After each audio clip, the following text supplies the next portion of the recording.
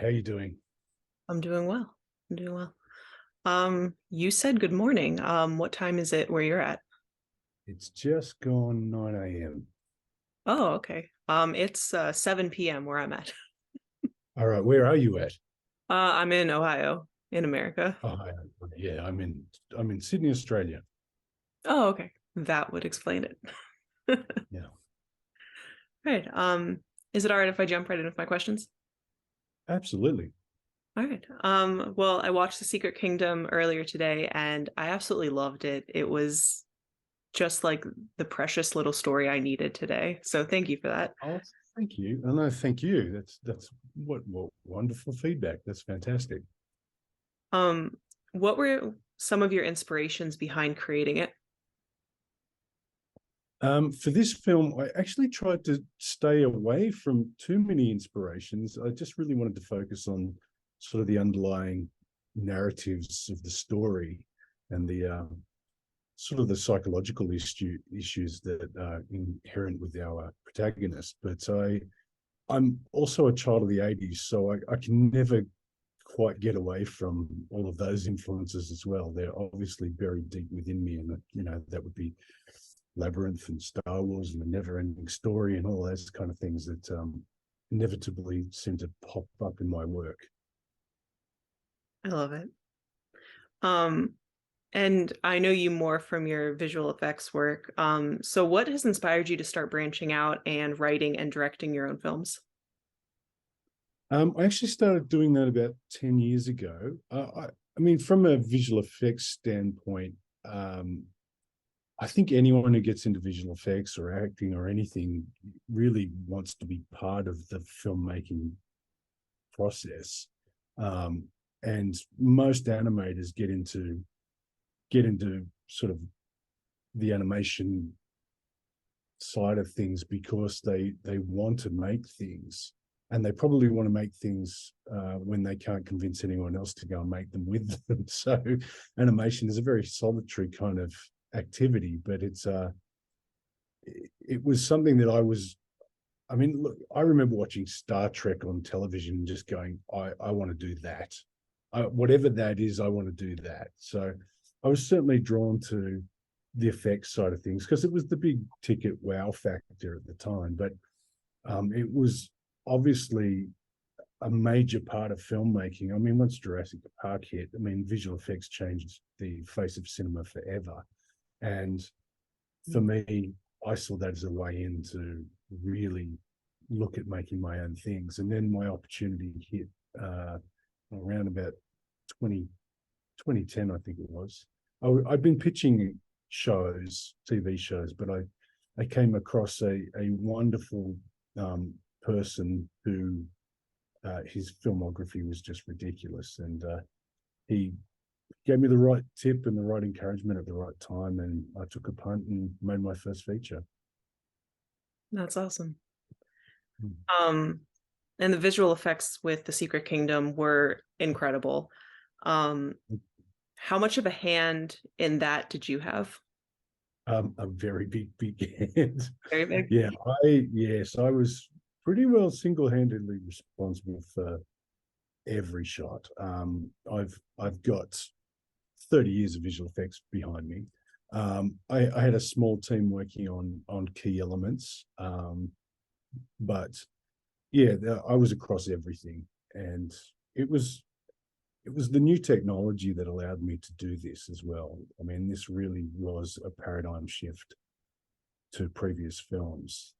I used a technology called Unreal Engine by Epic Games, and most people would only know this by playing Fortnite or those kind of things. So this, I kept looking at game technology back in 2018, and I was just frustrated by how long things took in the visual effects world, where games would seemingly just create things on the fly. And so I started looking into game engines as an alternative to doing things traditionally. And it seemed to be the right time to do so because I'd been looking at Unreal Engine, and it was quite rudimentary at the time, and it didn't have the final looks that we would need for a feature film. But um, 6 months into my journey into that program, they released what was called real-time ray tracing, and that just changed the game.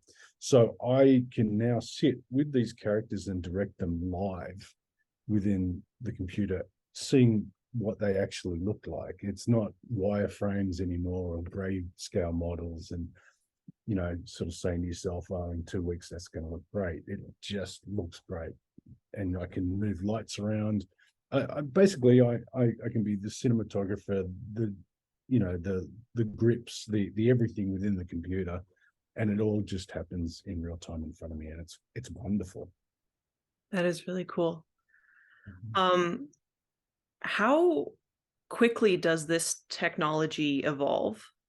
Ooh, very quickly. In fact, I mean, what was a paradigm shift for this film when I started it back in 2019 on the visual effects side, has now rapidly turned into a whole AI revolution. So, I mean, even since finishing the film late last year, the technological advances have been massive. So it's really interesting to see where all this takes us. I'm personally excited by it because, you know, once you've created characters and you have a wonderful world that you can play in, how it gets generated after that is kind of irrelevant. If it's faster for me to do things, then that's fantastic. But even just the advances in Unreal Engine itself since I finished the film have been incredible. So I'm looking forward to diving back into a project based on this world and really taking advantage of the new stuff. That would be cool for sure. So I'm not quite like, I don't know if I understand it correctly, like how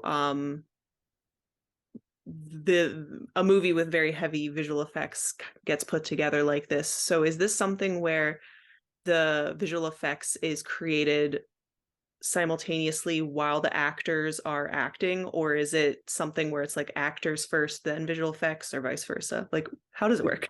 Kind of a bit of both. We did try the virtual production thing, and we did use virtual production. I mean, funny enough, it was this whole virtual production thing came to light out of the Star Wars Mandalorian, where they have the big volumes of LED lights and things like that, LED screens, and they can put up various things in the background. Now, before that was even publicized or let loose on the world, there was Oblivion, which was the Tom Cruise film, and I'd seen that and I was like, that looks pretty amazing what they can get out of that. So we did set up some screens and did some short throw projection, and some of that made it into the film.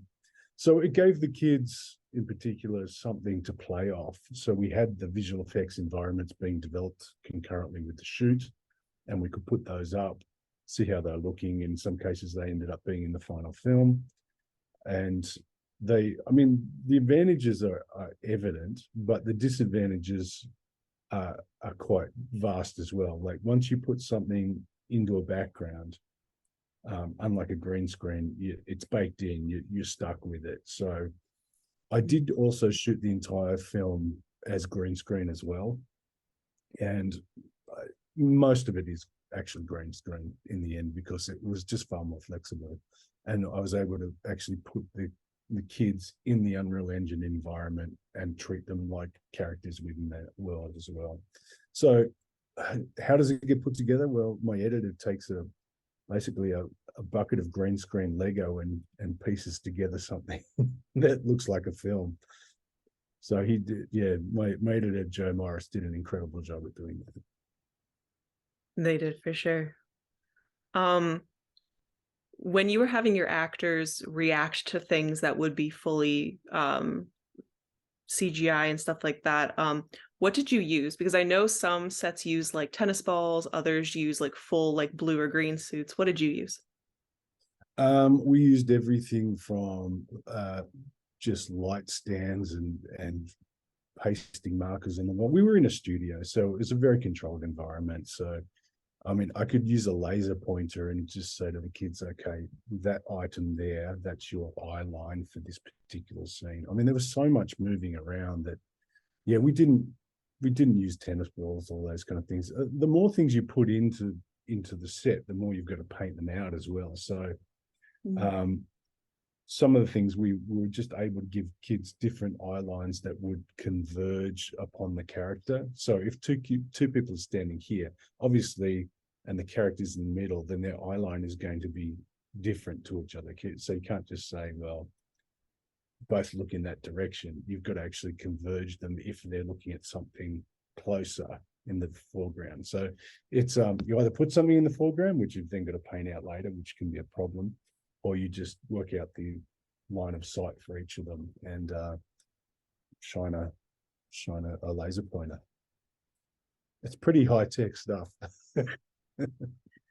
Kind of building off of that, what poses the bigger challenge, creating all the visual effects or directing your actors when it's a very visual effects heavy set?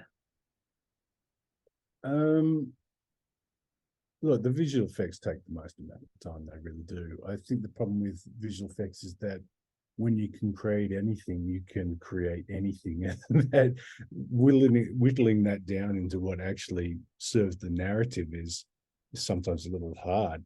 And with this technology in particular, I was able to hook the characters up to a game controller because we could then, once you've crafted all the animations, you can put them all together. But it was much more organic to hook them up to a game controller and hit record. The problem with that is that you end up spending hours just playing with your characters, running them around the scene, just you're not getting any work done. So I think I wasted a bit of time there with that. But look, kids as actors, it's all in the casting, and these kids had incredible craft. They'd done so many years of acting training for their young years. I mean, Alila was 9 and Sam was 12, and they both just had a lot of experience. But they hadn't lost any of that imagination that a child has, and they were able to really, it's no biggie for a kid to go, yeah, I'm seeing a pangolin in my mind, no problem. You show them a picture of what it's going to be, or they can see it on screen and they can imagine that. The shoots are always really hard for me. They're actually my least favorite part of the entire process, because it's where the least amount of control is and the most amount of money goes out the door. So it's always, that's always my biggest challenge. But then the visual effects, they just take such a long time. What's your favorite part of this whole process? Favorite part, when the music goes in. The music really ties together all the emotion for me. And I was first and foremost a musician. That's what I was going to do. So Oh, wow. when the music comes in and it works, and that's my ASMR. I get all the hairs stand up on the back of my neck, and I just love that's when I know that something's really working. So it's great to work with score, and I really love a big bombastic score when I can have it. That's great fun. For sure. For sure. Yeah. I don't know about you, but I've not often, but like every once in a while, I'll watch a film or like a YouTube video where there's no background music and it just feels weird.